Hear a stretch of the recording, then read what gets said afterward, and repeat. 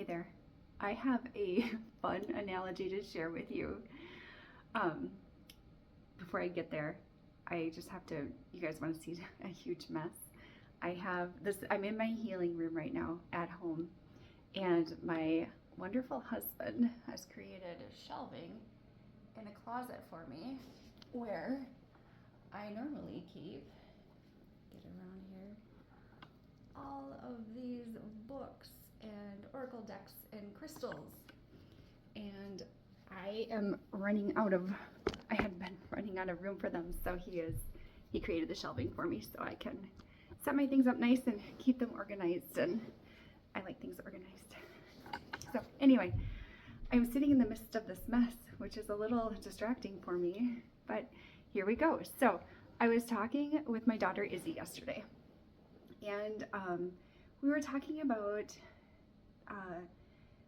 like how energy gets pent up, and especially if you are holding emotions at bay or trying to what's the word?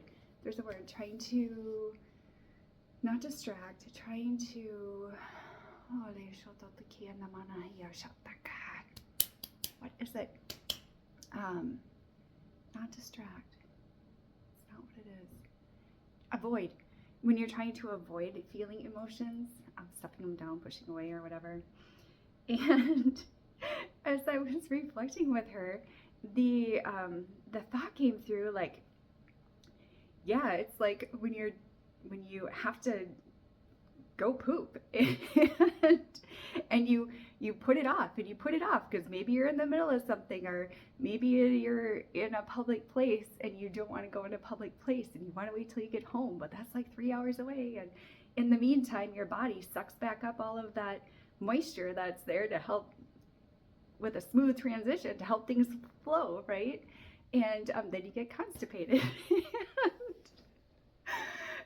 And I'm like, I don't know where that just came from, but so then we laughed about it. And we also, then I'm like, wait a minute, okay, so we're talking about holding emotions at bay, like pushing them away, holding them, not moving, not allowing them to move through, not processing them, not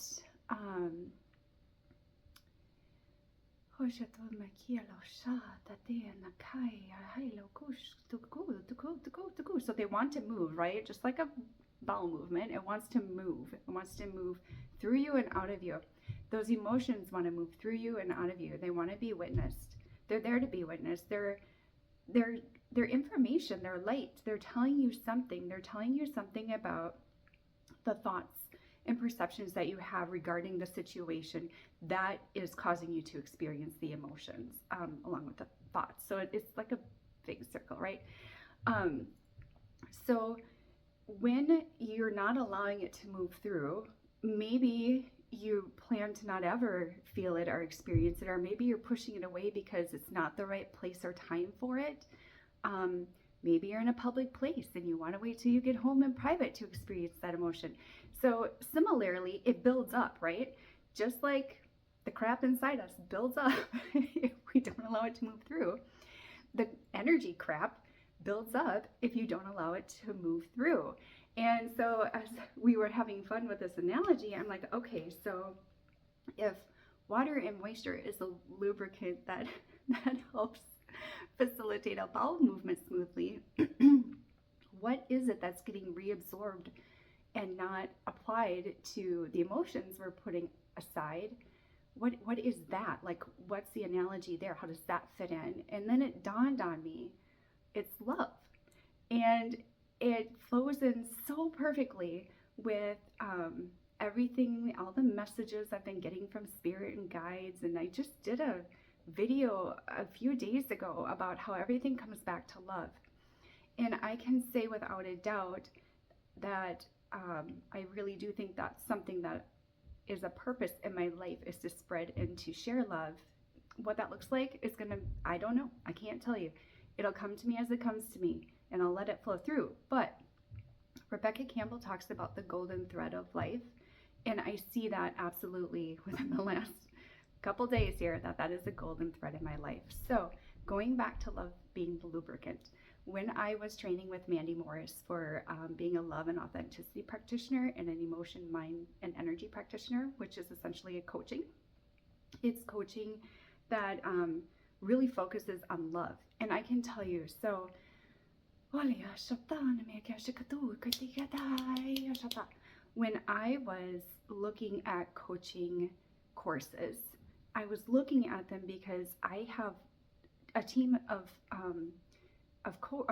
employees at work, right? I'm the leader of a department, and I have employees or direct reports, really wonderful care team members that have situations come up, whether it's interpersonal or stuff outside of life, or stuff with patients, like how do I move through this, how do I work through that.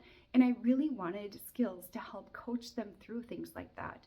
And every nursing course that I looked at for nurse coaching was a wonderful course, but what it was really missing was the love. I actually intentionally chose to go outside of the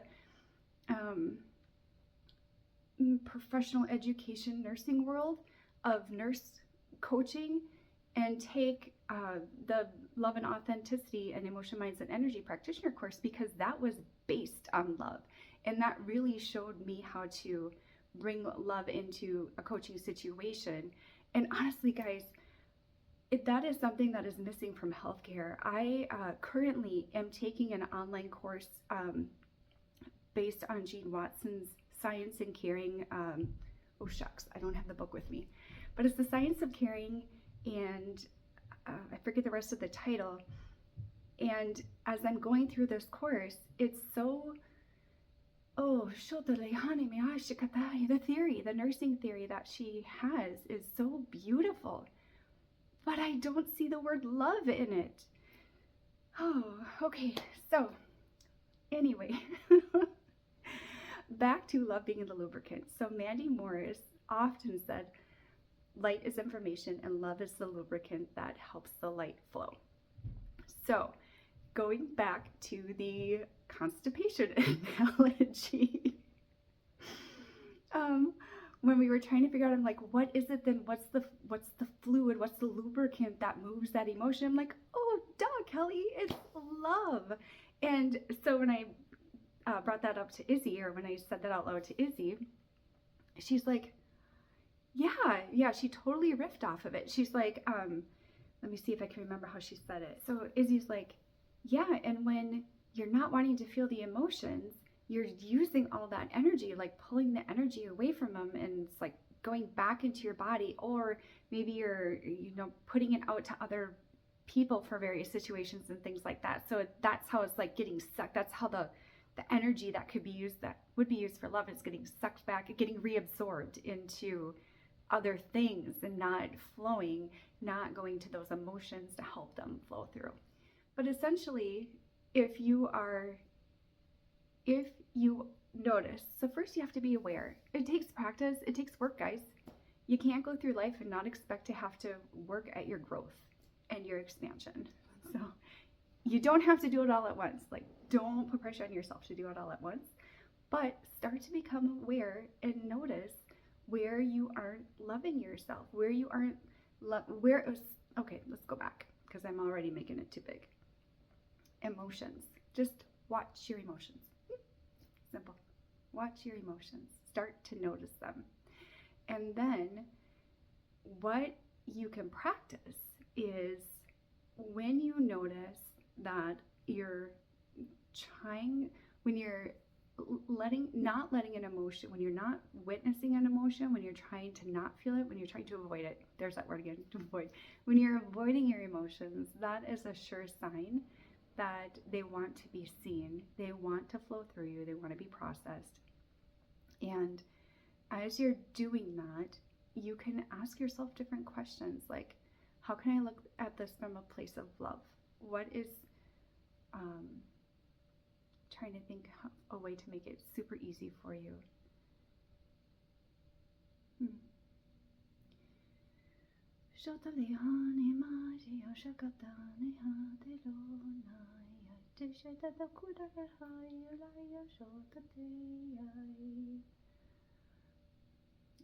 Okay, so there's not one thing I can say to make it super easy for you. You're going to know what and how to do that as you practice. It's going to come to you. So that's what I'm getting. It's going to be different for every person. I think the point is to just start witnessing when you are avoiding your emotions, and start considering what does love look like in this moment? What is the loving thing to do here? Love is the laxative. All right. Until next time, enjoy the expansion, my friends.